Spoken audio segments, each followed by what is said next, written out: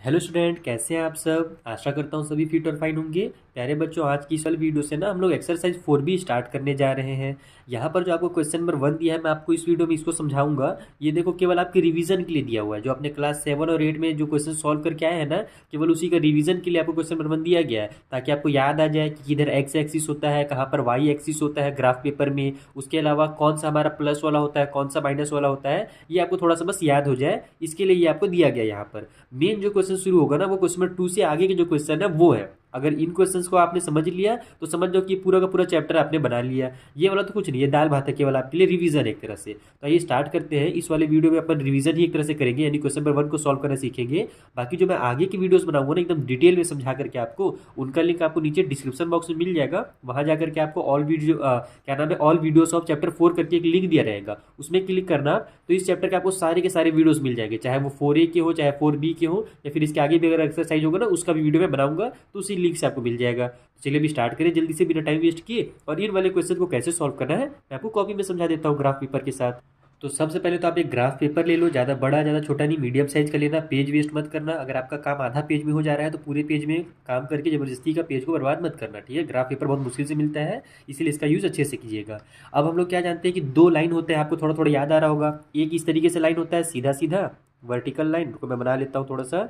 एक तो हमारा, और ये जो मैं लाइन वगैरह बनाना आपको सिखा रहा हूँ ना, केवल इसी वीडियो में सिखा रहा हूँ। अभी जब हम लोग आगे की एक्सरसाइज करेंगे, यानी आगे के जो क्वेश्चन है ना 2, 3, उसमें मैं इसमें टाइम वेस्ट नहीं करूँगा, मैं आपको समझाने में वेस्ट करूँगा, यानी समझाने में टाइम लगाऊंगा। ये सब हम लोग बनाने में टाइम वेस्ट नहीं करेंगे। तो एक तो हमारा ऐसा लाइन होता है, उसी तरीके से हमारा एक इस तरीके से भी लाइन होता है, ठीक है। ये हमारा कुछ ऐसा भी लाइन होगा, एक वर्टिकल और एक हॉरिजॉन्टल लाइन। दो लाइन होते हैं ग्राफ में, ये ध्यान रखना हमेशा। ठीक, थोड़ा सा इसको मैं छोटा करता हूँ ताकि आपको पूरा पूरा दिखे नीचे से ऊपर तक। ओहो, थोड़ा सा हो जाए एडजस्ट। ज़्यादा छोटा हो गया, फिर दिखेगा नहीं, नंबर लिखूंगा तो। हाँ, अब आपको दिख रहा है ना।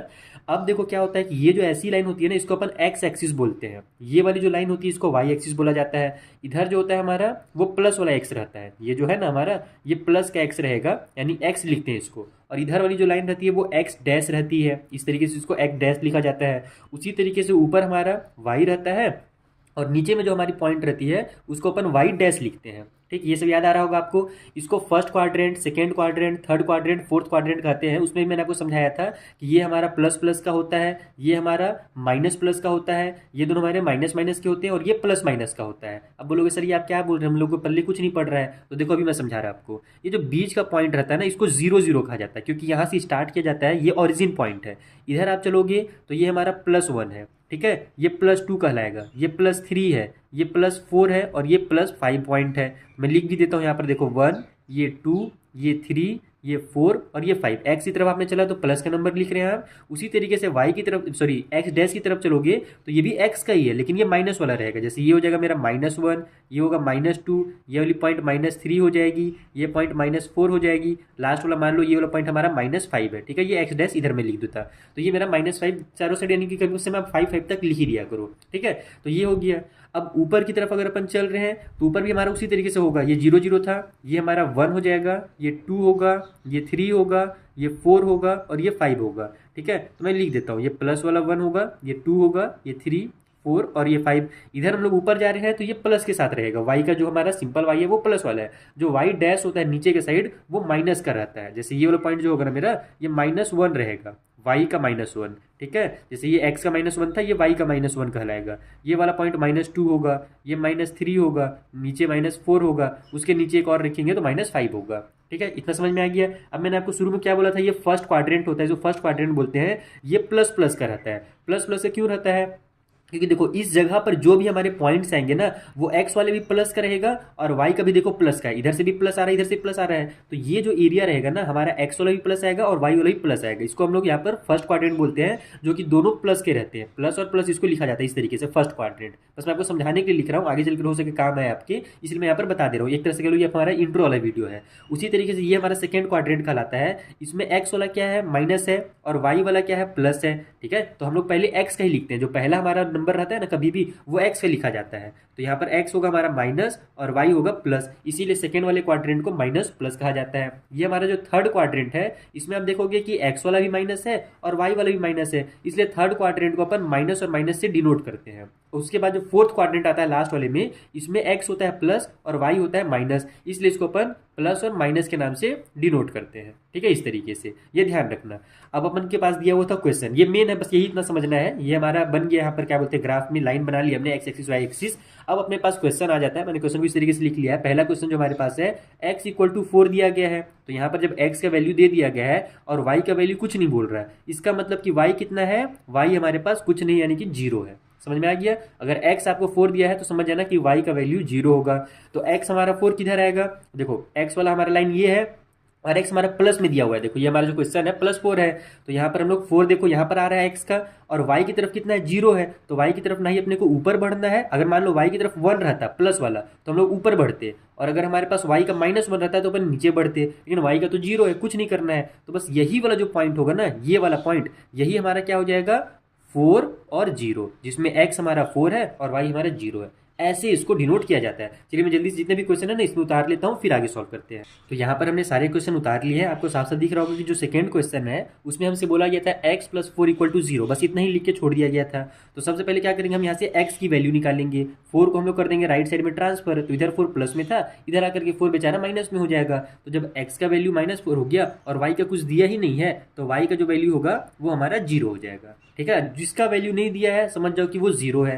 तो x का -4 और y का 0, तो x ये वाला हमारे लाइन है, माइनस वाला इधर चल रहा है हमारा, तो देखो x का -4 आ जाएगा यहाँ पर, और y की तरफ फिर से किधरों नहीं बढ़ना है, 0 यानी कुछ नहीं करना है। यही वाला जो पॉइंट होगा हमारा, ये हो जाएगा -4 और 0, यानी x का -4 है और y का 0 है। कितना सिंपल था।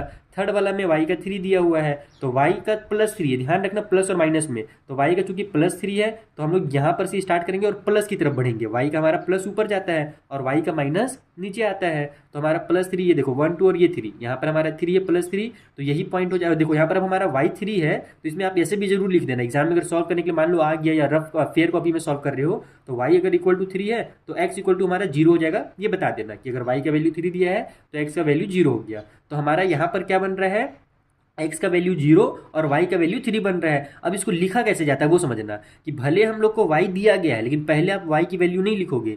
ये वाला हमारा जो पॉइंट आ रहा है, ये क्या आ रहा है, x का 0 आ रहा है और y का 3 आ रहा है। तो यहाँ पर आप पहले x की वैल्यू लिखोगे 0 और बाद में लिखोगे 3। अगर आप पहले 3 कर दोगे ना तो वो x का पढ़ाएगा। कभी भी जो पहला वाला वैल्यू रहता है वो x का रहता है, दूसरा वाला y का रहता है। ये एकदम दिमाग में बैठा लो अच्छे से कि हमको 3 लाना है y का, तो हम लोग यहाँ पर बाद में इसको लिखने का भी तरीका है कि पहले x का लिखेंगे और बाद में y का लिखेंगे। तो ये वाला पॉइंट मेरा हो जाएगा x का 0 और y का 3। ऐसे उसी तरीके से यहाँ पर -3 है y का, तो x का कितना हो जाएगा, x का 0 हो जाएगा। वही चीज़ है हर जगह, देखो जहाँ पर एक का वैल्यू दिया है दूसरा का नहीं दिया है, समझ जाओ दूसरा वाला 0 है, तो y = 3 है तो x = मेरा 0 होगा यहाँ पर भी। तो यहाँ पर हमारा y = -3 कहाँ पर आएगा, यहाँ पर आ जाएगा y = -3 नीचे साइड में, और x का वैल्यू 0 है, तो बस इसी को आप लिखोगे यहाँ पर 0 और -3। इस तरीके से पहले x की ही लिखना वैल्यू, ये ध्यान रखना। उसके बाद अब देखो फिफ्थ वाले में x का वैल्यू दिया हुआ है -2, तो ये रहा हमारा -2x का यहाँ पर, और y का यहाँ पर कुछ नहीं है, तो y हमारा ऑटोमेटिकली 0 हो गया। तो ये हो गया हमारा -2,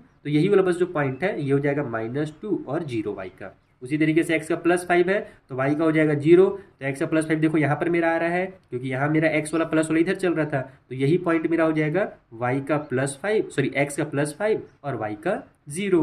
ठीक है, सेवंथ वाले में देखो y + 5 = 0 करके दिया था, जैसे सेकेंड वाला x का था ना, वैसे ही सेवंथ वाले में y को बना दिया गया है। तो कुछ नहीं करना है, y का वैल्यू निकाल लो पहले, 5 को इधर ट्रांसफर करो तो ये -5 हो जाएगा। अब y का वैल्यू -5 तो x का वैल्यू 0, तो y का -5 किधर आएगा, नीचे की तरफ आएगा, क्योंकि हम जानते हैं नीचे मेरा y डैश की वैल्यू है जो कि माइनस में है। तो देखो y का -5 आ गया यहाँ पर, और यहीं पर हमारा x का 0 भी हो जाएगा, तो यहाँ पर x का 0 और y का -5 कर दो, सिंपल।